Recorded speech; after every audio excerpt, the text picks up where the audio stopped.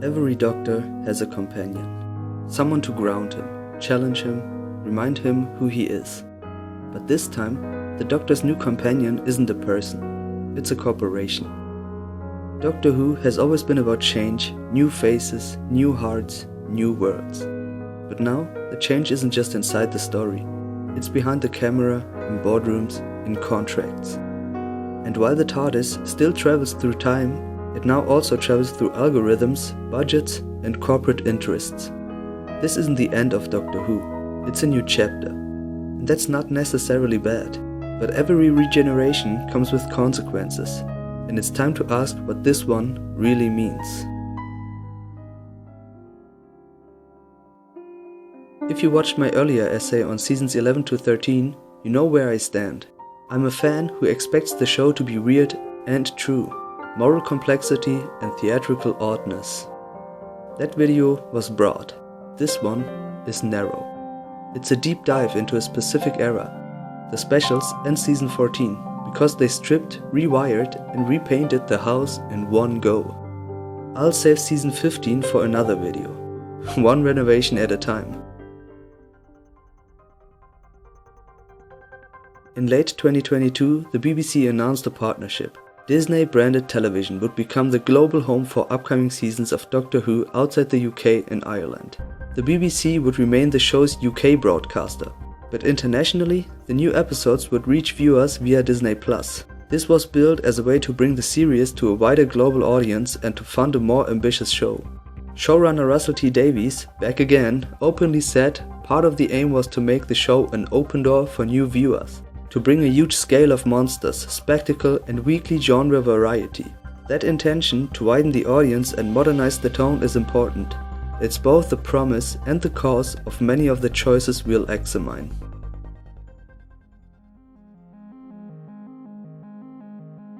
The Disney era of Doctor Who started with 3 consecutive special episodes with David Tennant as the 14th Doctor. The specials were presented as a soft reboot. New Doctor, well, kind of. New tone and a wink to the past. But for many fans they landed like nostalgia bait with a lot of fan service. For the sake of time I won't reiterate the content and plots of these specials. Instead I will concentrate on the things that didn't stick the landing for me. Let's start with what it does right. Representation. Donna's daughter, Rose, is portrayed as a trans woman and her story is handled with genuine warmth. It's heartfelt, it's human, and the performances sell it. That's the kind of inclusion that fits Doctor Who's DNA. Empathy through storytelling. But then, the writing undercuts itself, because for every sincere moment, there's a scene where violence against men is played for laughs. It's treated as a cute callback, but it lands differently now, especially when this new era insists on moral awareness everywhere else. And then there's that meep pronoun scene. Yes, the meep! I promise I can help him get home and then you'll never see me again. You're assuming he as a pronoun. True, yes, sorry, good point. Are you he or she? Or they? Awkwardly written, as if someone in the writer's room said, "We need to show we understand modern gender discourse." The line, Something a male-presenting Time Lord will never understand. is especially strange, considering this very Doctor was a woman about 5 minutes ago. Doctor Who has always been about change, but even regeneration shouldn't erase memory or empathy. Finally, the episode's ending breaks one of Doctor Who's greatest traditions, consequences. Donna unleashing her suppressed Time Lord energy should have been tragic or transformative. Instead she just lets it go, literally. When Rose Tyler absorbed the energy of the Time Vortex in 2005, it nearly killed her. The Doctor took that burden and paid the price with his life. That moment meant something. It defined both characters. Here, a similar cosmic force is shrugged off like a yoga exercise. No cost, no consequence, no weight. The Star Beast should have been a triumphant return. Instead, it plays like a parody of what Doctor Who used to be. Heartwarming ideas flattened by their own lack of gravity. The second special is, in many ways, the most fun.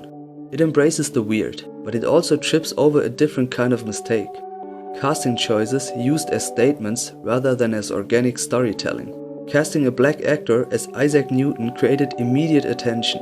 Casting diversity is fine and worthy, but changing the race of a well-known historical figure invites a different kind of responsibility, a narrative reason or comment that justifies the change. Without that narrative foundation, the choice reads less like inclusion and more like an editorial statement grafted on. Also, the No Things monsters leaned toward comedy at times rather than dread. When you make monsters funny, you cancel their threat. The mix of tones is like a chemical balance. Get it wrong and the whole experiment goes flat. And then we get The Giggle, a story that tries to blend the surreal chaos of the Toymaker with a deep existential crisis for the Doctor, and yet somehow ends up being neither truly surreal nor emotionally deep. The Toymaker claims, "I made a jigsaw out of your history." And that line, as clever as it tries to sound, is honestly one of the laziest narrative shortcuts in recent Doctor Who history. Because what it really says is, we can now change anything we want about the Doctor's past and it will still make sense, because of the Toymaker. It's not world building, it's world bending. And not in a good creative way, but in a we didn't know how to fit this into canon kind of way. For 60 years, Doctor Who had rules. Flexible, yes, but rules nonetheless. About regeneration, continuity and consequence. Every time the show pushed those boundaries, it did so with purpose. Well, kind of. The Giggle just shrugs and says, the Toymaker did something weird, don't think too hard. And then there's the Bigeneration, a concept that, in theory, could have been fascinating, if it made any sense. Instead of regenerating into a new body, the Doctor now literally duplicates into two separate versions of himself. No cost, no loss, no consequence. Just two Doctors. The entire emotional weight of regeneration, the very thing that defined the Doctor's arc since 2005, gone in an instant. It's regeneration without sacrifice. And the ending? Defeating a god by winning a ball-catching game feels anticlimactic. The Doctor should have used cunning, moral leverage, or narrative cleverness to outwit a metaphysical opponent, not been reduced to a carnival trick. When a god can be beaten by a party game, you undermine the stakes of what beating a literal god means. Now, let's talk about Season 14, or as Disney Plus insists on calling it, Season 1. A fresh start, a new era, except it's not really new, is it? It's the same show, the same universe, the same Doctor, just repackaged, rebranded and resold with a shinier logo and a higher budget. But before you ask, no, I'm not going to cover every single episode, because not all of them deserve a deep dive. Some are just fine. Today I want to focus on the ones that define what this new era of Doctor Who has become. The highs, the lows, and the what on earth were they thinking moments. Every Doctor gets their first story, their debut moment where we learn who they really are. For David Tennant it was the Christmas invasion. For Matt Smith, the 11th hour. For Ncuti Gatwa, it's the church on Ruby Road. And while the episode is fun, colorful and full of energy, it also reveals something unsettling about how this new era handles the Doctor's morality. Let's talk about the Goblin King. When the Doctor kills him, it doesn't feel clever or merciful or even necessary. It's played almost as a punchline, as if the moral weight of taking a life has evaporated somewhere between the CGI and the quips. Compare that to The Family of Blood. That episode also showed us an angry Doctor, maybe one of the angriest we've ever seen. But he didn't kill his enemies. Instead, he granted them their wish, eternal life. Except it was eternal life in a twisted way. Trapped in mirrors, bound in chains, frozen in time. It was vengeance wrapped in poetry, and it came with a cost. Jones saw that darkness in him and refused to travel with him. His rage had consequences. But in the church on Ruby Road, the Doctor's anger doesn't mean anything. It's a spectacle, not a story. There's no reflection, no fallout, no moral balance. The Doctor kills, saves the baby, smiles and moves on as if nothing happened. It's not that the Doctor can't be angry, he always has been. It's that his anger used to reveal something about him.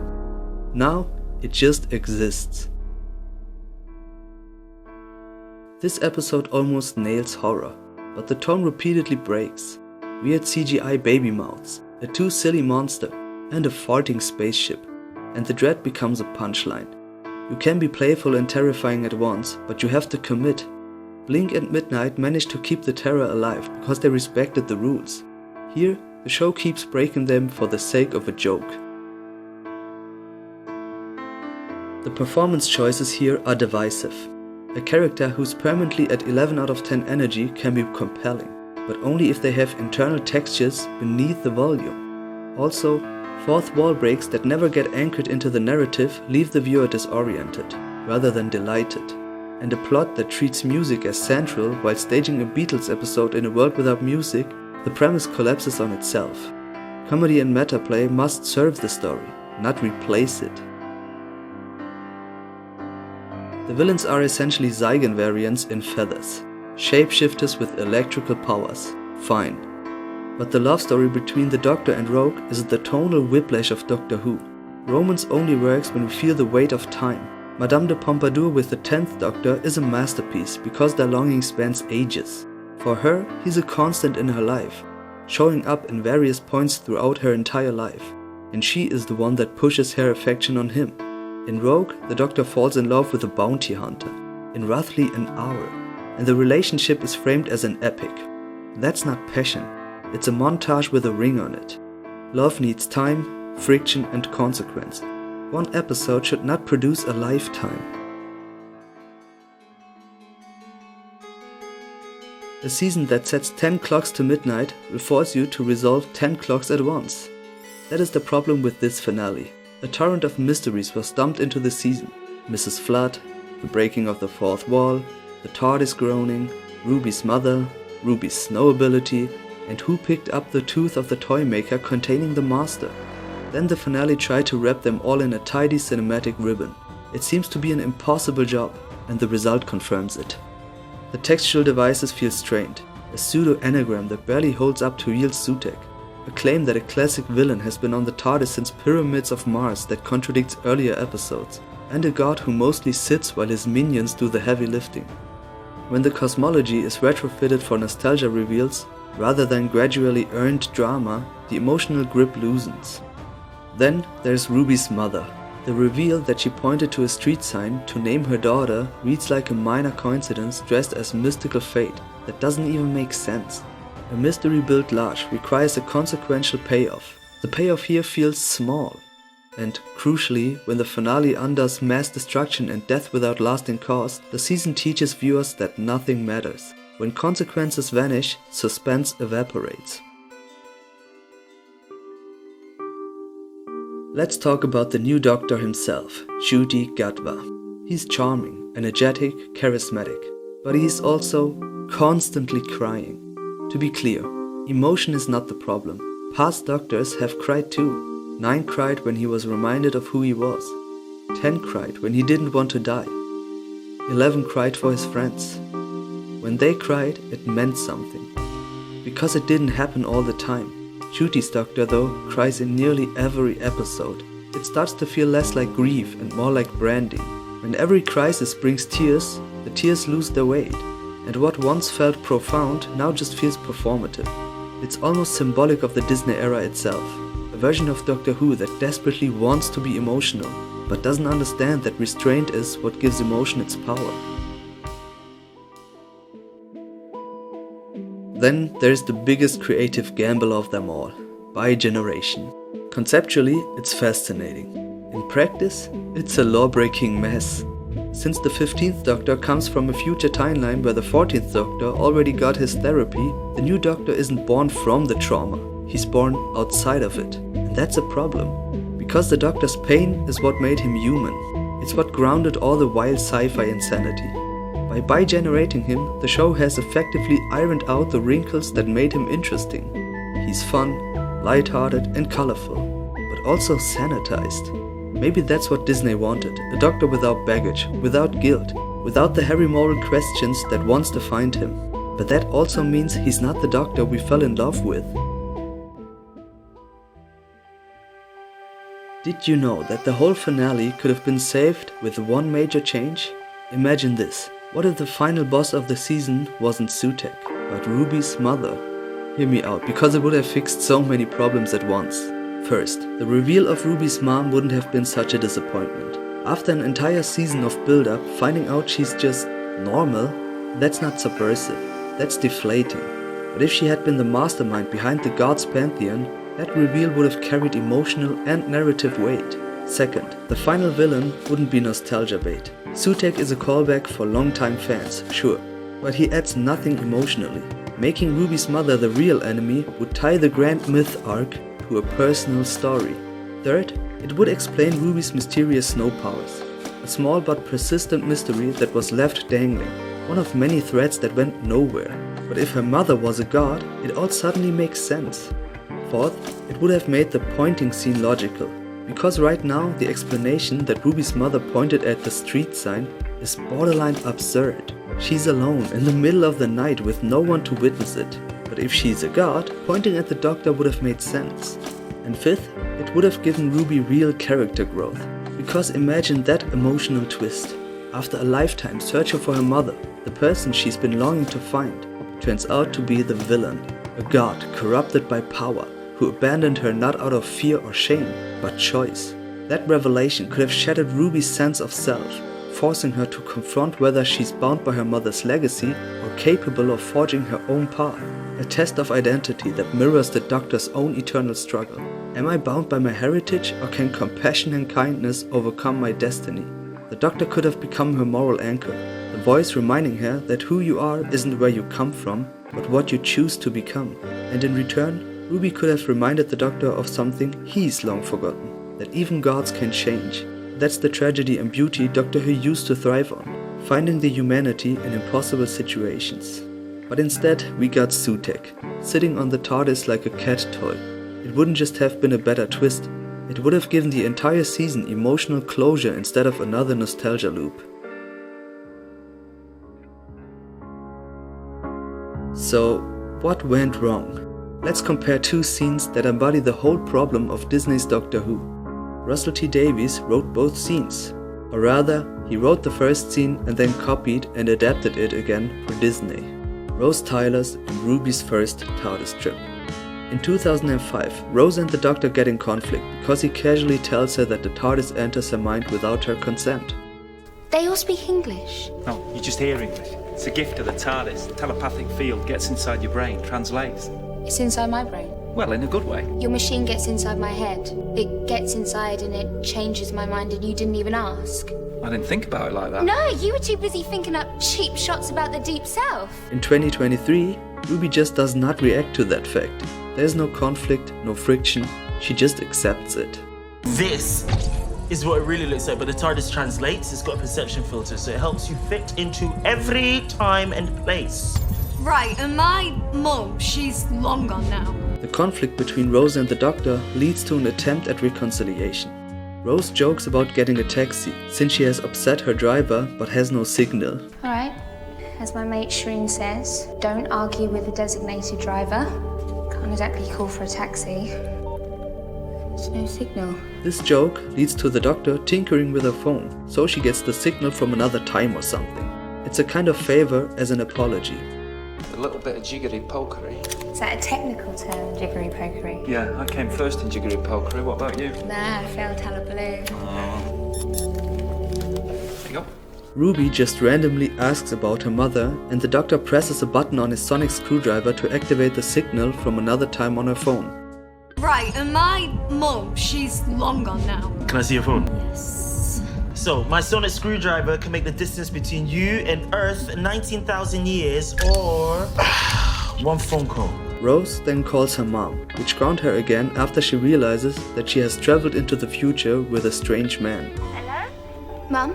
Oh, what is it? What's wrong? What have I done now? Go on. It must be something. You never phone in the middle of the day. What's so funny? Nothing. What day is it? Wednesday. I was just calling because I might be late home. I think that's amazing. You want to see the bill? That was 5 billion years ago. Ruby, on the other hand, gets told to call her mom, and she swiftly hangs up again. It doesn't ground her, it lacks emotion, and the Doctor swiftly moves on with the plot. Well, what is it now? Mum? Yes, Mum, obviously. You've just ran out the door 10 seconds ago. Why are you phoning me? I'll catch up with you in a minute. That was my mum on Christmas Eve on my birthday 10 minutes ago. That's the best signal ever. How much that cost? I want to know what the hell is wrong with this place. Did you notice something? In 2005, the storytelling was, this happened, therefore this happened. In 2023 it's this happened and then this happened. The phrase connects cause and effect. Every choice leads to a consequence. Every event reshapes the next. It's storytelling with momentum, where the narrative breathes and grows organically. The second, it's just a sequence of events. Things happen because the script says so, not because the characters make them happen. And that's what too much of Disney's Doctor Who feels like. Consequences without cause, and cause without consequences. Russell T. Davies himself said in an interview that modern Doctor Who is written with online attention in mind. And that's exactly how it feels. But not everything is bad. Episodes like Boom, 73 Yards and Dot and Bobble show that the series still can shine. When Doctor Who leans into horror and tension, when it stops talking about meaning and just has it, it's brilliant. Sure, Boom ends with no consequences. Ruby died in that episode, but after getting revived she doesn't even consider leaving the TARDIS. In 73 Yards resets the timeline so none of it happened and no one even remembers it. But the atmosphere, the tone, that's Doctor Who. There are also small emotional moments that truly work. Donna's mother misgendering her trans granddaughter and immediately apologizing. Beautiful. Or the Doctor pretending to die in front of Donna in Wild Blue Yonder. Heartfelt and pure. Moments like these remind us that the soul of Doctor Who isn't gone. It's just buried under a layer of noise, nostalgia and marketing. And if the show ever wants to find itself again, it doesn't need a new face or a new logo or a new streaming deal. It just needs to remember what it once was. A story about a lonely god who saves people. Not because he has to, but because it's right. I'm not trying to win. I'm not doing this because I want to beat someone, or because I hate someone, or because I want to blame someone. It's not because it's fun. God knows it's not because it's easy. It's not even because it works, because it hardly ever does. I do what I do because it's right, because it's decent, and above all, it's kind. Doctor Who has always been more than aliens and time travel. It was a mirror showing us who we are through the eyes of someone who's seen everything. It asked what it means to be kind, to be brave, to be human. But now that mirror feels fogged. Instead of reflection, we get refraction. The show still looks like Doctor Who, it sounds like Doctor Who, but it doesn't feel like it anymore. The soul got lost somewhere between the corporate synergy and hashtag marketing. Yet, I don't think it's dead. Every era of Doctor Who stumbles before it finds its footing again, because real storytelling is about rediscovering the heart beneath the spectacle. It's about remembering that good writing doesn't ask for applause, it earns it through emotions. And maybe that's what this show, and modern storytelling as a whole, needs to relearn. Not how to be louder or bigger, but how to be true. And if Doctor Who can remember that too, then maybe that's all it ever needed to be.